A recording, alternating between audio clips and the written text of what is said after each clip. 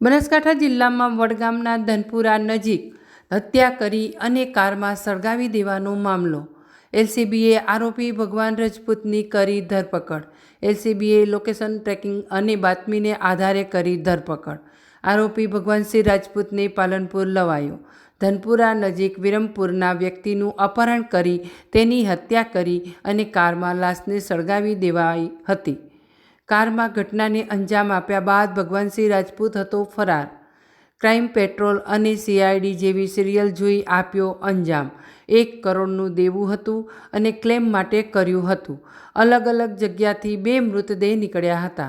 રેવાભાઈ મોહનભાઈ ઠાકોરની કરી હતી હત્યા.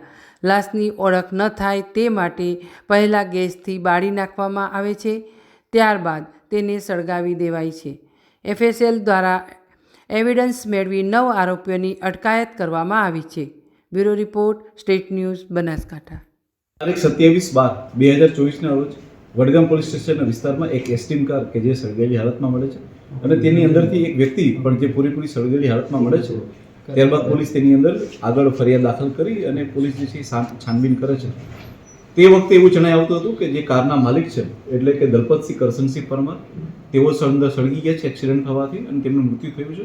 પરંતુ જેવી રીતના આની પહેલાં પણ આપણે પ્રેસ કરીને જણાવવામાં આવ્યું છે કે એક આખો પ્લાન હતો કે જેમાં એ વ્યક્તિ જેની ઉપર દેવું થઈ ગયું છે 1 કરોડથી વધારેનું અને તેની પોલિસી પાકી જાય તેના માટે થઈ અને તેણે કોઈની ડેડ બોડી હતી એને સળગાવી દેવાનો પ્રયત્ન કરેલો હતો. પરંતુ ત્યારબાદ પોલીસે ગણતરીના દિવસોમાં જ આખું એક ષડયંત્ર હતું અને એ લોકોએ અલગ અલગ જગ્યાએથી 2 જેટલી ડેડ બોડી નીકાળેલી હતી. એ ડેડ બોડી કંકાળ હતી, જેથી કરીને તેનો યુઝ ના થઈ શકે તેના માટે એક ડેડ બોડીને પાછી મૂકી દે છે અને બીજું એક કંકાળને બાળી દે છે. અને ત્યારબાદ જે છે એક વ્યક્તિ કે જે ત્યાં ચા બનાવવાનું કામ કરતો એવા રેવાભાઈ મોહનભાઈ ગામથી ઉર્ફે ઠાકોરનું તે લોકોએ હત્યા કરી અને ત્યારબાદ એને સળગાવી દેવાની હકીકત ધ્યાનમાં આવેલી હતી. પરંતુ સાથે સાથે આજે જ્યારે મુખ્ય આરોપી એટલે કે દલપતસિંહ કરશનસિંહ પરમારને બી પોલીસ દ્વારા ગણતરીના દિવસોમાં જ અટકાયત કરવામાં આવી છે. અને જે અટકાયત વખતે જે સૌથી વધુ મુદ્દો જે ઉભરીને બહાર આવે છે તે છે કે એ લાશનું આઈડેન્ટિફિકેશન ન થાય તેના માટે મુખ્ય આરોપી અને તેના સાથીદારો દ્વારા એ વ્યક્તિને જે હોટલ કેદાર છે તેની પાછળ એક 4x4ની ઓરડીમાં લઈ જવામાં આવે છે અને ત્યાં તેના ચહેરાને જ સૌથી પહેલાં બાળી દેવામાં આવે છે ગેસ સ્ટવ ઉપર, જેથી કરીને તેનો ચહેરો જે છે એ દેખાય નહીં અને તેનો પોલિસીનો વીમો જે છે એ મળી શકે.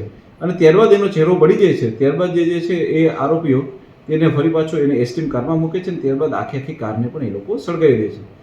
જે દરમિયાન કારને સળગાવતા હોય છે તે દરમિયાન મુખ્ય આરોપી જે દલપતસિંહ છે તેનું પણ પેન્ટ સળગી જતા તેનો પગને પણ ઈજા થાય છે.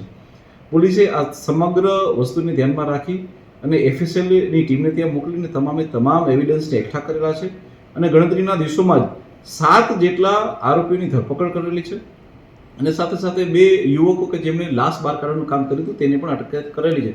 આમ કરીને પોલીસ દ્વારા અત્યાર સુધીમાં કુલ 9 જેટલા આરોપીઓને અટક કરવામાં આવી છે અને સમગ્ર ઘટનાનો પર્દાફાશ કરવામાં આવ્યો છે. Thank you. દલપતસિંહના વિચાર ક્યાંથી આવ્યો?